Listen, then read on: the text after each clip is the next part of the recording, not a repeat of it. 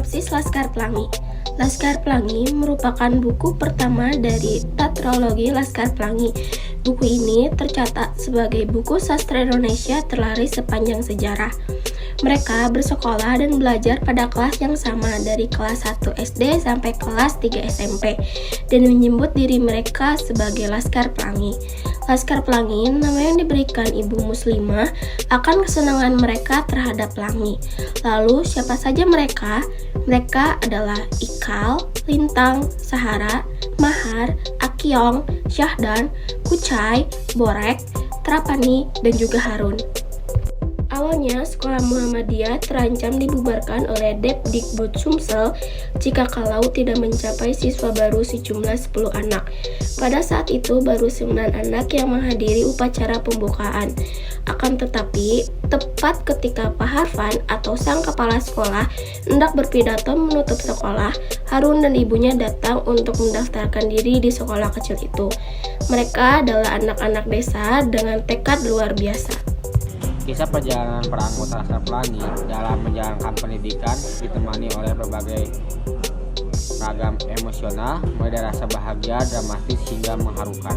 Sekalipun mereka meletakkan mimpi setinggi-tingginya, mencurahkan segenap tenaga. Meskipun demikian, manisnya hidup tak boleh lalai dilewatkan. Di sela kesibukan belajar, selalu saja ada celah untuk menikmati masa remaja. Mencuri-curi waktu menonton bioskop, mengajak kita pertama, itulah kisah mereka. Namun satu hal tak pernah terlupa, yaitu impian yang telah lama bersarang dalam dirinya. Keunggulan dari novel Laskar Pelangi yaitu keunggulan yang berhasil disajikan oleh sang penulis dalam novel Laskar Pelangi adalah berada pada ragam bahasa yang khas dan unik. Dalam karyanya ini, Andrea Hirata mencoba untuk menuangkan nuansa kultur dari masyarakat Melayu. Kemudian adanya aspek sosial dan budaya yang dipresentasikan secara gamblang di dalam dialog-dialognya.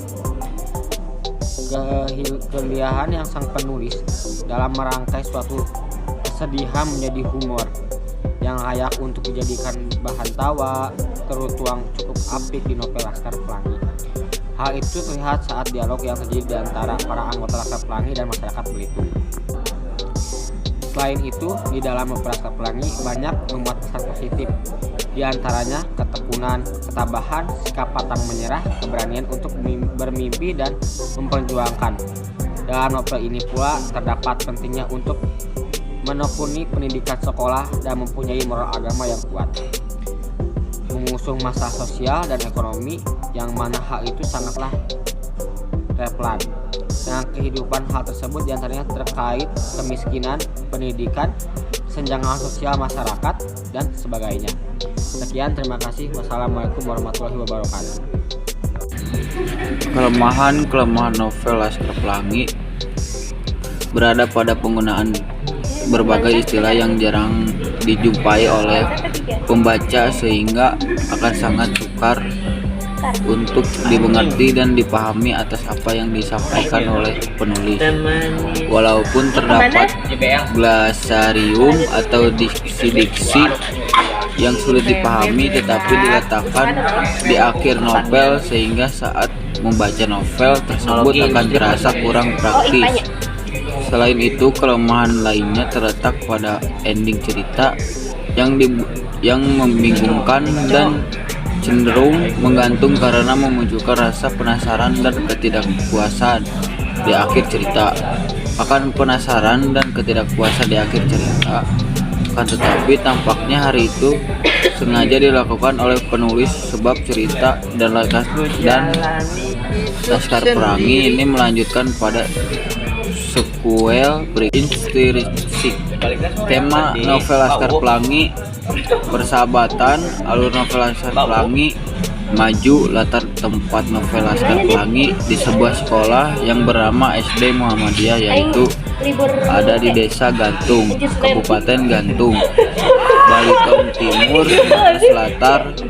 Sumatera Selatan. Latar waktu terjadi pada tahun 1974. Komentar suasana novel Laskar Pelangi. A. Suasana sedih yang ada pada novel Laskar Pelangi pada saat ketika Ikal dan teman-temannya serta Bu Muslimah berpisah dengan Lintang yang memutuskan untuk berhenti bersekolah. B. Suasana senang pada novel Laskar Pelangi yaitu pada saat tim cerdas cermat SD Muhammadiyah sudah berhasil memenangkan pertandingan dan mendapatkan juara yang pertama. C.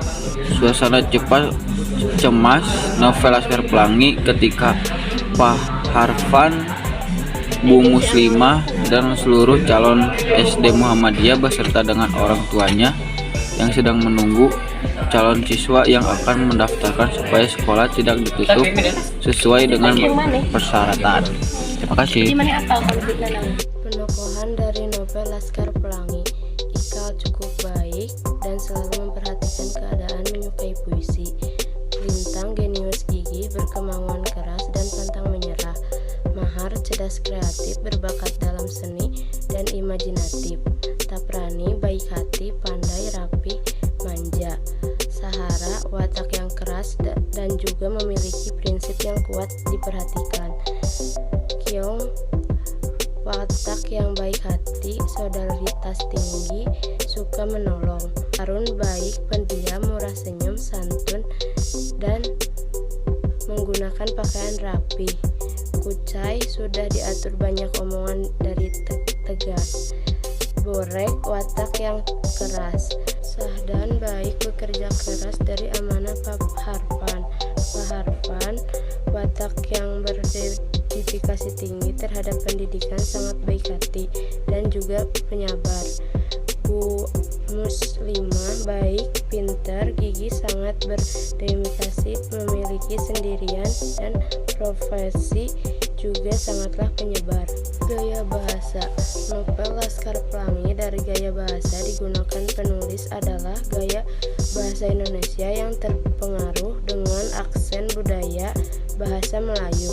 Selain itu, juga penulis menggunakan beberapa istilah asing di dalam penulis. Amanat: jangan mudah untuk menyerah dan berputus asa. Tumbuhkan sifat yang optimis.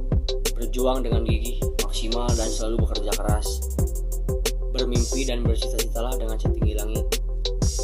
Belajarlah dan cari ilmu untuk bekal di masa depan. Seberat apapun cobaan dalam hidup kita, tidak boleh untuk patah semangat. Carilah ilmu dan tetap berjuang dalam mengejar impian dan cita-cita meskipun dalam kondisi yang terbatas.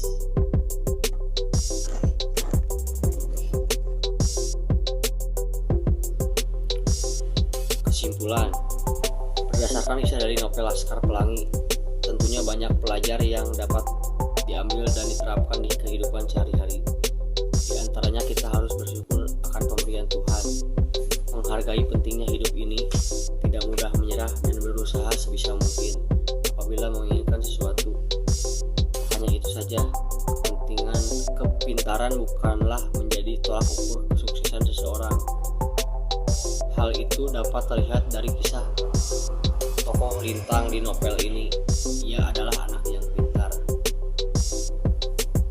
Akan tetapi, di akhir cerita ia menjadi seorang supir truk.